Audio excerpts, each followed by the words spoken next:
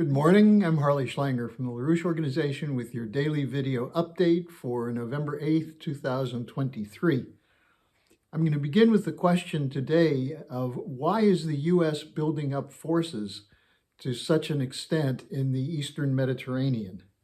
You have the carrier strike groups, the USS Eisenhower and the USS Gerald Ford, combined with now an Ohio-class submarine which carries 154 Tomahawk cruise missiles on it.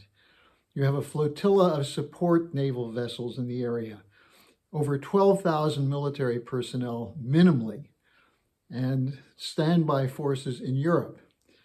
The question is, for what purpose? Is this to carry out preemptive strikes in Iraq and Syria, possibly against Iran, as hotheads like Lindsey Graham and other U.S. congressmen have suggested? Well, I think people should remember what happened the last time such a force of U.S. military was mobilized in this region, back in 1983, following the 1982 Israeli invasion of Lebanon. At that point, the U.S. sent in Marines supposedly to help evacuate the Palestine Liberation Organization from Lebanon. There had been an ongoing civil war in Lebanon, and the decision was made that the Marines should come in to help facilitate transferring the Palestinian Liberation Organization out of Lebanon. Well, what happened on October 23rd, 1983, is two bombs went off. One hit the U.S. Marine barracks, killing 241 U.S. military personnel. The second one hit the French barracks, killing 58 French paratroopers. All of this was in response to an Israeli invasion of Lebanon, which included within it the brutal massacre in the Sabra and Shatila refugee camps of estimated more than 3,000 Palestinian and Lebanese refugees. Now, when you look at that, the question comes up, is this the best we can do? Send in troops? Is there something else that could be done?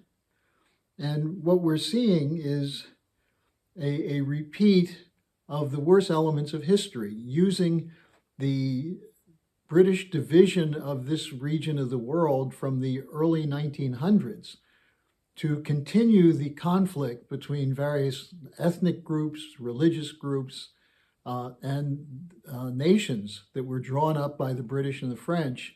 For what purpose? To maintain the power from the outside of the empire. And in this case, the Netanyahu government is functioning as a tool of that empire.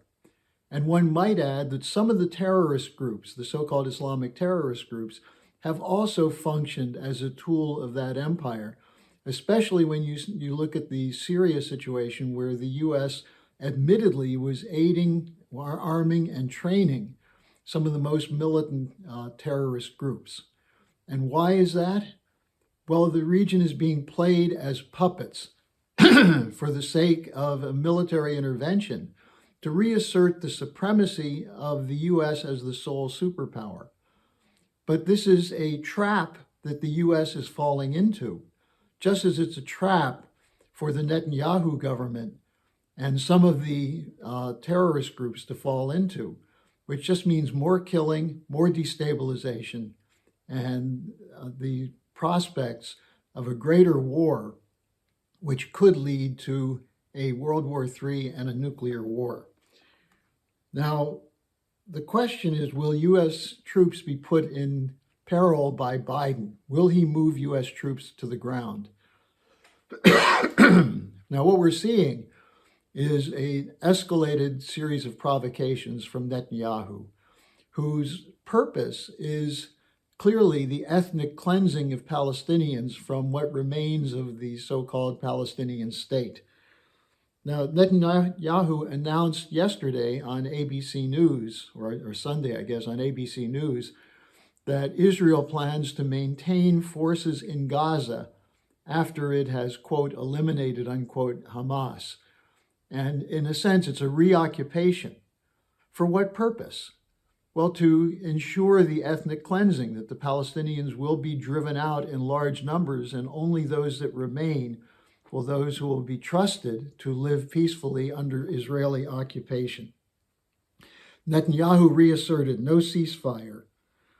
He did say there might be brief humanitarian pauses. He said maybe.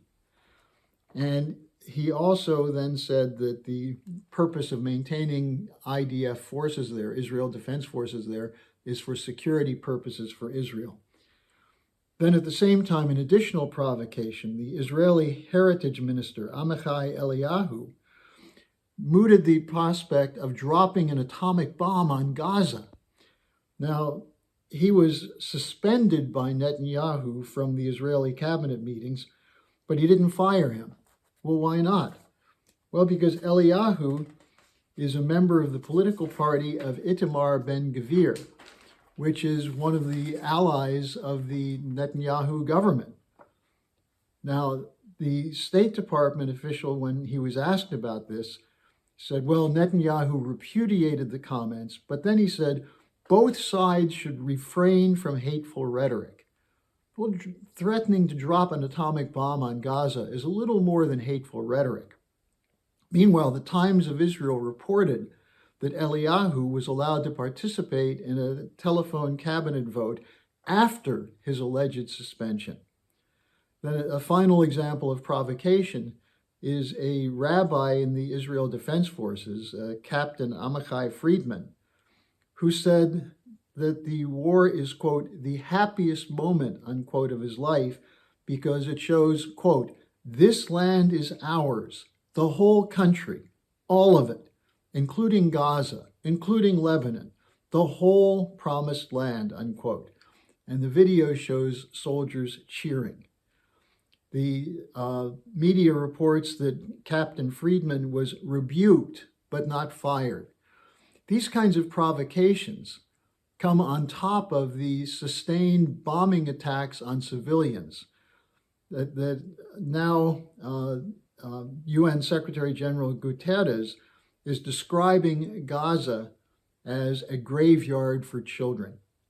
Now, what does this mean for the United States and for the United Nations, which is toothless and powerless to intervene?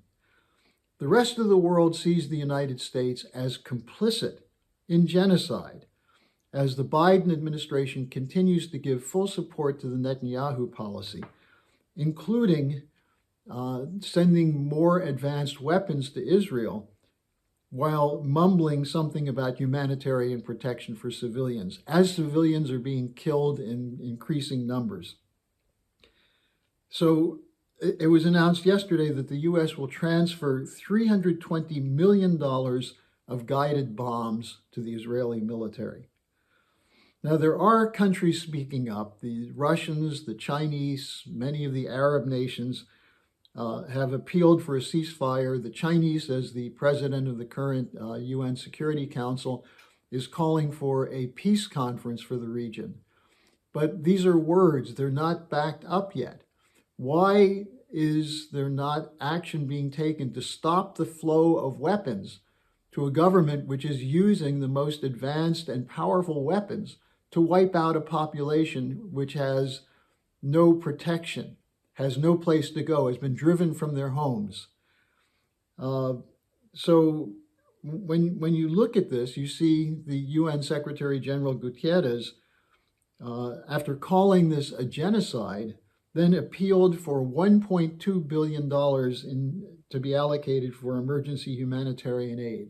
$1.2 billion. The Biden administration has pledged close to $15 billion in new weapons on top of the annual $3.8 billion that's provided to Israel. So what does this mean? This means that the US and the European Union and the United Nations have lost all credibility in the view of much of the world. A State Department memo, which was covered in Politico, a dissent memo, said that this activity, the support of the United States for this war, raises a question of what the idea of a rules-based order means. Well, we've been saying this for a long time. There's no such thing as a rules-based order, which doesn't follow international law. And the Biden administration, as Blinken has made evidently clear, does not abide by international law, but by the rules that it makes up. And many nations in the world are now saying, we no longer accept these rules. We no longer accept U.S. leadership. And this will provoke eventually a stampede against the dollar and against the United States in world affairs. The world is crying for action, including citizens in the so-called Western democracies in the United States, growing demonstrations. These have to keep growing. The voices have to become louder. Voices for peace. Voices for restoring sanity to the world. Now, I'll be speaking with Helge Zepp-LaRouche this afternoon. We'll have a link to the webcast that we're going to have. I hope we'll have the link by then. But if we don't, you can go to the LaRoucheOrganization.com website at 11 a.m. Eastern Time and see the discussion. And I'm sure she'll be talking also about an incredible event that's taking place in Kabul with a number of members of the Schiller Institute talking about how to transform Afghanistan into a modern economy based on peaceful economic development. That's the road to peace, not more weapons and more troops. So thanks for joining me, and think seriously about getting out in the streets in the next couple of days, calling your congressman, doing whatever is possible to move the United States to change its policy from support for Netanyahu's provocative war. Hello, thanks for watching. Be sure to like, subscribe, and hit the notification bell so you don't miss any of our videos. Support our independence to produce videos like these.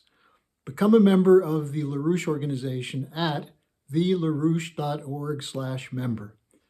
By becoming a member for $25 or more, you'll get special access to the EIR Alert Daily Briefing and Weekly Magazine, which is what I read to stay on top of things.